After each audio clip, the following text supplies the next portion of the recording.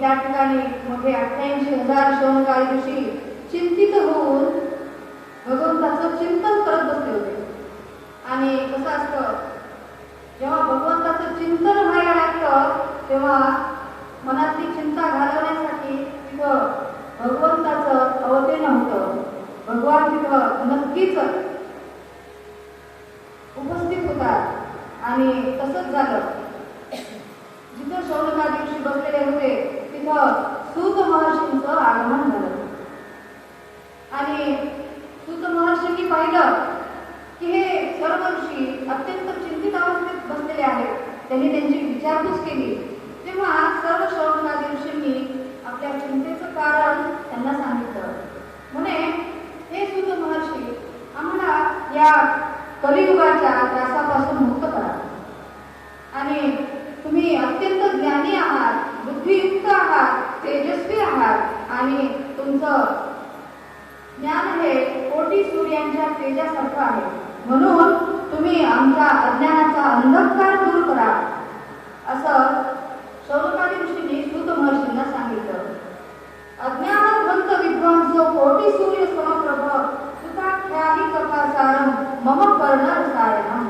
म्हणजे तुम्ही आम्हाला अशी कथा सांगा की ती आमच्या कानाला गोड वाटेल, आमच्या मनाला रुचेल आणि ती आमच्या अंतरात्म्यापर्यंत पोहोचेल. म्हणूनच ही कथा अंतरात्म्यापर्यंत पोहोचण्यासाठी कथा ही कशी ऐकावी लागते, तर आपल्या इंद्रियांचे कान करून, सर्वांगाचे कान करून कथा ऐकावी लागते.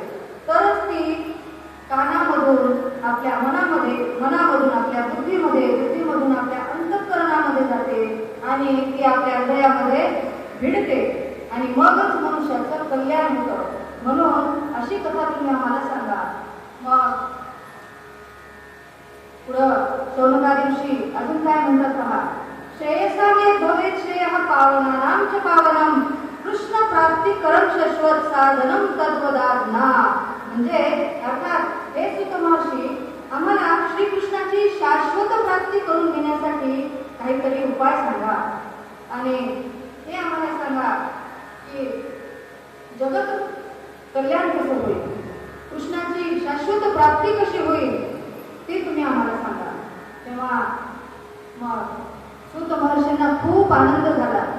ते म्हणायला लागले, तुम्ही सगळ्या जगाचं कल्याण करणारे प्रश्न मला विचारले आणि मी या तुमच्या प्रश्नाच्या उत्तरामध्ये तुम्हाला अत्यंत कल्याणकारी अशी श्रीमद भागवत कथा सांगणार आहे, असं सूत महर्षी शौनकादी ऋषींना म्हणायला लागले. त्यावेळी शौनकादी ऋषी काय म्हणतात पहा. चिंतामणी लोकसुखम सुरद्रू स्वर्ग संपदा प्रयच्छति गुरु प्रीतो वैकुंठम योगी दुर्लभम. म्हणजे काय असतं, चिंतामणी हा केवळ सुख देऊ शकतो. कल्पवृक्ष काय देतो, तर मनातल्या इच्छा पूर्ण करतो. पण गुरूंचं सानिध्य, चांगल्या योग्य गुरूंचं सानिध्य हे आपल्याला वैकुंठाची प्राप्ती करून देतं. म्हणून हे सद्गुरू, तुम्ही आम्हाला वैकुंठाची प्राप्ती करून द्या, असं शौनकादी ऋषी सांगायला लागले सूत महर्षींना. आणि गुरूंचं सानिध्य प्राप्त झाल्यावर काय होतं यावर एक छोटीशी कथा आहे, एक दृष्टांत आहे, तो आपण घेऊ. एका गावामध्ये एक सद्गृहस्थ राहत होते. अत्यंत पुण्यकर्म, भक्तियुक्त कर्म करायचे.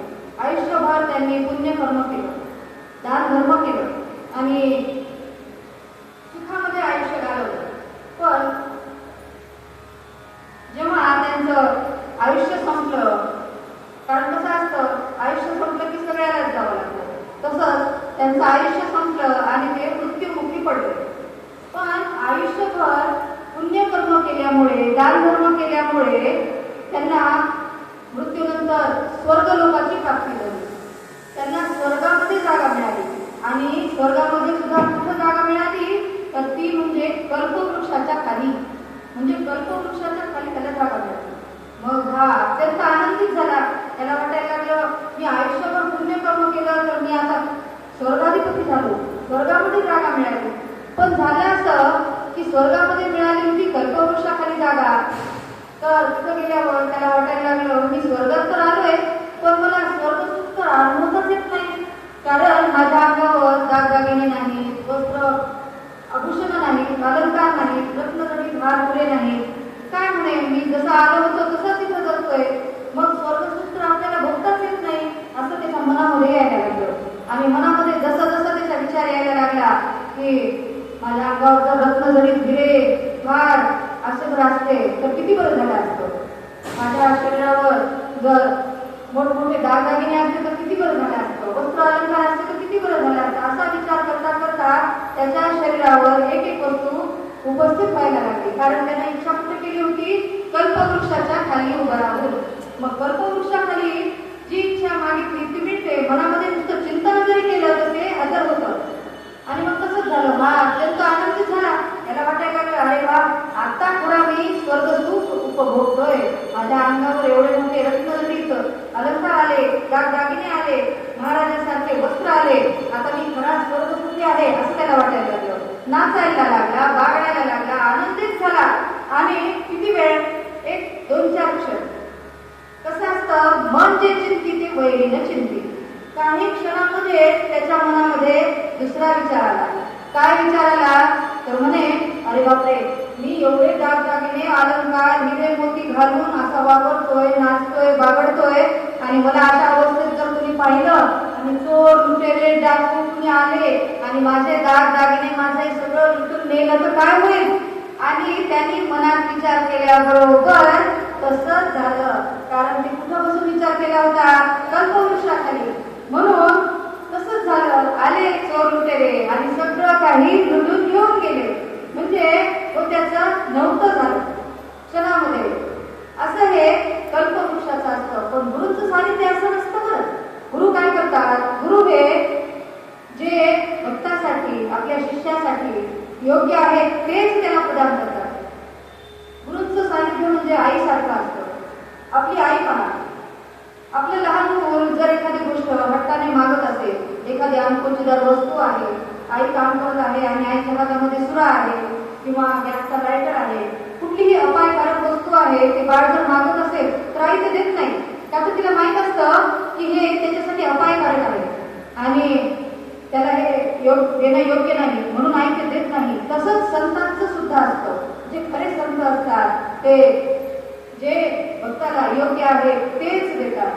म्हणून असं हे गुरुचं सानिध्य मनुष्याला प्राप्त व्हावं लागतं. आणि हे सानिध्य प्राप्त होण्यासाठी सुद्धा आपल्याला अशा ग्रंथांचा, अशा कथांचा, अशा शास्त्रांचा आश्रय घ्यावा लागतो. कारण त्याशिवाय आपली सतसत विवेक बुद्धी जागृत होत नाही. सतसत विवेक बुद्धी जागृत होणं म्हणजे काय चांगलं काय वाईट हे कळणं. आणि ते आपल्याला तेव्हाच कळतं जेव्हा आपण अशा शास्त्रांचा, ग्रंथांचा आणि संतांचा आश्रय घेतो. त्यामुळे वारंवार अशा कथा श्रवण केल्या पाहिजे. अशा कथा नेहमी ऐकल्या पाहिजे. कधीही मनात आलं नाही पाहिजे की काय करले हो, मला वेळ आहे हो, काय जायचं तिथं, घर संसार घरदार सोडून. आणि मी तुम्हाला सांगते, प्रत्येक चांगल्या कामाला अडथळे येतातच. आणि हा संसार असा आहे की आपल्याला शेवटच्या क्षणापर्यंत सुटत नाही. अक्षरशः आपण चितेवर जाऊस्तर आपला संसार आपल्याला सुटत नाही. शेवटच्या क्षणापर्यंत आपल्याला घराची चोड लागलेली असते. घरात त्याला अगदी ओढ असो की नसो, पण आपल्याला घराची चोड असते. आपलं मन तिथंच अडकतं. आपल्याला माहितीये, आपल्याला कोणी विचारत नाही, पण तरी सुद्धा पुन्हा पुन्हा पुन्हा पुन्हा फिरून आपण त्यांचीच अपेक्षा करतो आणि तिथंच आपलं अधिक होतं.